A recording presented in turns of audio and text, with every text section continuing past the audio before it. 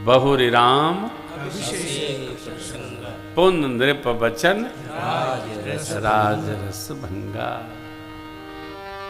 अयोध्यावासी जो आनंद महोत्सव मना रहे थे, सब विषाद में डूब गए। लक्ष्मण जी महाराज ने सुना तो भगवान पर रुष्ट हो गए। आप जानते हैं, लक्ष्मण जी जब रुष्ट होते हैं तो वो किसी बात की परवाह नहीं करते। वो तो जब जनक जी के लिए कह सकते हैं, जनक जी ने जो कहा वो अनुचित कहा, तो और के लिए क्या कहें। आप फायर, ये संभव नहीं है, राज देकर वन कदाप नहीं जाएंगे, जो होगा यही करेंगे। ये कोई बात हुई? कल अभिषेक आज वनवास, हम तो कदाप नहीं जाएंगे। भगवान ने समझाया, भाई एक बार पूज्य पिताजी की स्थिति का भी थोड़ा आकलन करो। जो पिता अपनी संतान को अभिषेक महोत्सव उपस्थित करने के लिए कितनी रचना, गुरु कृपा, देव पूजन, क्या क्या रचना बना रहे थे, और उनके द्वारा वचन दे दिया गया तो ये स्थिति उपस्थित हुई, तो पिताजी पर क्या चल रही हो। मनुष्य परिस्थितियों का दास होता है। हम अपनी स्थिति का आकलन तो करते हैं, लेकिन सन्मुख वाले की स्थिति परिस्थिति का चिंतन एकदम नहीं करते हैं। क्या परिस्थिति आई होगी। प्रभु और लक्ष्मण जी के संवाद को भुसुंडी बाबा ने सविस्तार सुनाया। अब ब्राह्मण देवताओं को वर्ष भर का अन्न आदि सामग्री, हवन आदि के लिए सुंदर व्यवस्था बनाकर भगवान, माता पिता, श्रेष्ठ जन, सद्गुरुदेव भगवान गुरुमां, सबको वंदन करते हुए अपने सौभाग्य की सराहना करके भैया मैया को लेकर और वन की ओर प्रस्थान कर गए। विपिन गवन केवट भगवान वन की ओर चले। पूज्य पिताजी ने तात्सर्य सुमंत्र जी से कहा, कभी राम जी पैदल चले नहीं है, रथ ले जाइए, रथ पर बिठाकर 4 दिन वन दर्शन कराइए, उनको वन की भयावहता, भयानकता समझाइएगा। और जब बहू जी राम जी वन की स्थिति देखकर थोड़े भयभस हो तो उनको समझा बुझाकर फेरा लाइए। अवस्था छोटी है। तप सबसे स्वीकार नहीं होता, विश्राम और आराम सब चाहते।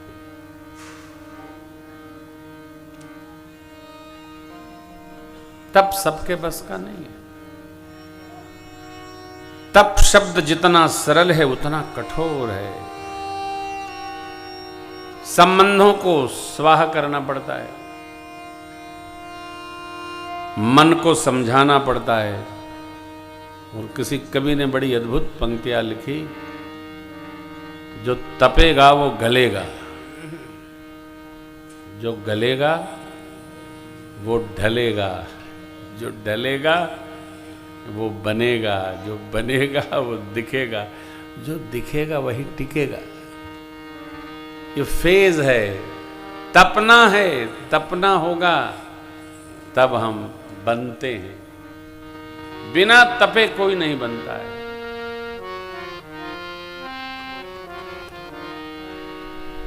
और जिसको हर घड़ी घर की याद सताती है, बहुत दिन हो गया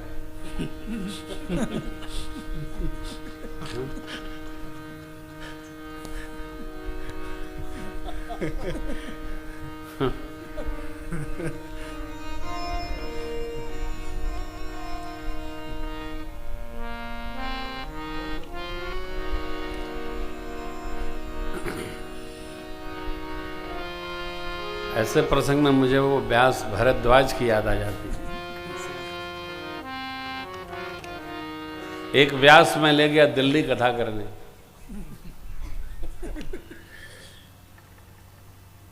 तो हमारे ब्रह्मचारी जी ने कहा कि महाराज श्री व्यास जी रात में रो रहे थे।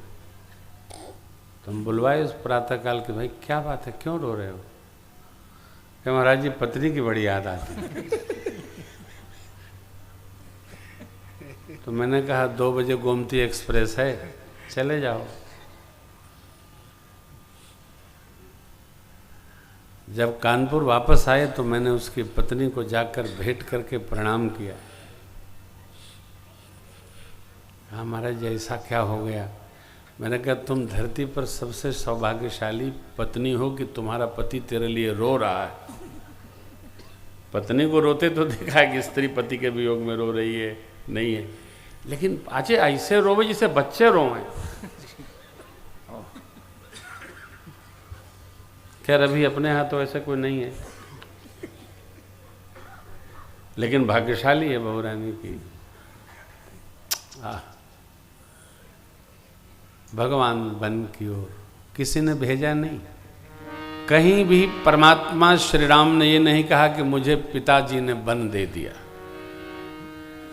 श्री हनुमान जी से क्या कहते हैं?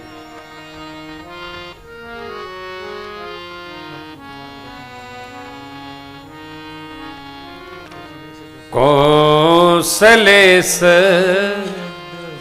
दशरथ के जाए, कौशलेश दशरथ के जाए, हम पितु बचन मनि बन आए, हम पितु बचन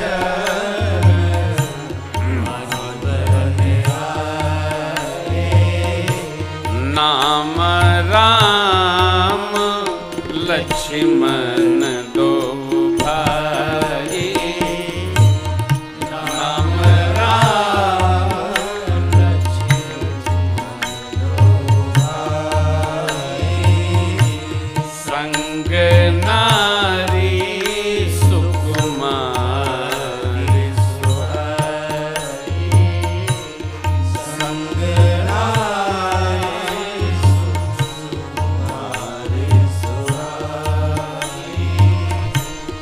यहाँ हरि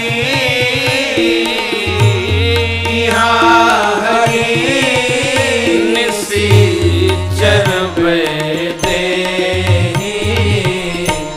विप्र फिरहि हम खोजत तेहि, विप्र फिरहि हम खोजत तेहि,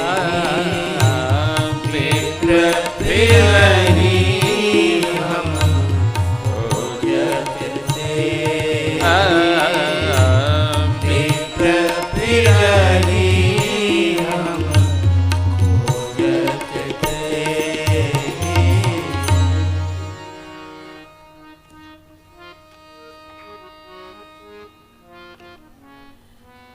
हम पितु बचन मान कर बनाए। महर्षि जी से कहते हैं तात बचन पुण्य मातु हित, भाई भरत यस मौ कहूँ दर्श तुम्हार प्रभु, सब मन पुण्य प्रभाव। तात बचन पुण्य मातु हित, भाई भरत यस मौ कहूँ दर्श तुम्हार प्रभु, सब मम पुण्य प्रभाव। कि मेरा पुण्य है कि हम पूज्य पिताजी ने जो वचन दिया उसका पालन करने यहाँ आ गए। कहीं किसी स्थल पर प्रभु ये नहीं कहते हैं कि हमारे पिताजी ने हमको घर से निकाल दिया इसलिए हम घूमते फिर रहे हैं, बड़ा कष्ट है।